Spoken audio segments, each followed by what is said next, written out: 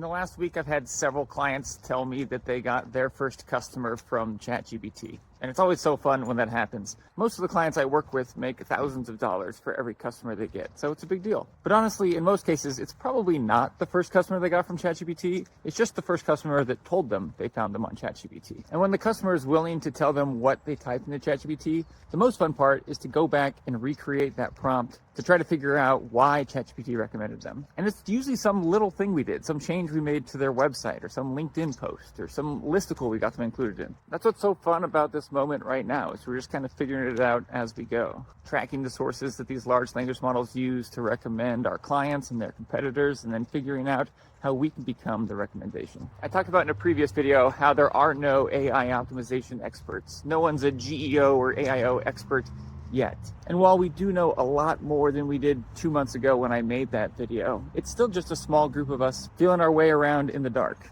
And it would be reasonable to think, why would I invest in AEO right now when no one even knows what they're doing? I'll just wait till there are experts. And that's certainly what most businesses are doing right now, which is what makes this such an exciting time to be doing AEO. I don't know what percentage of small and medium-sized businesses are currently making a significant investment in AEO, but I would guess it's something like 2%. There's really not a lot of direct competition right now. But I think it's safe to say that in the next few years, that's going to change very quickly. So I can completely understand why someone might want to wait until more people are using large language models to find businesses, or wait until best practices have emerged.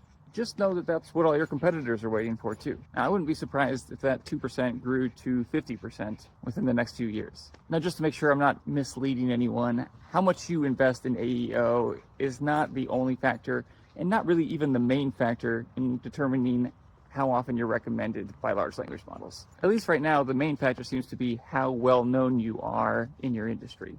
How much are people talking about you online? How much content is there about you? And so a big part of what we do for our clients is helping them create that content and start those conversations. But what those of us who have been following this closely are realizing is that there are huge categories of opportunities that are going completely ignored. New opportunities that didn't exist before large language models. Opportunities to create the content that ChatGPT is looking for, or to get mentioned on the website that it's referencing before making a recommendation. And in those categories, it currently just feels like one big land grab, and 98% of your competition isn't even participating.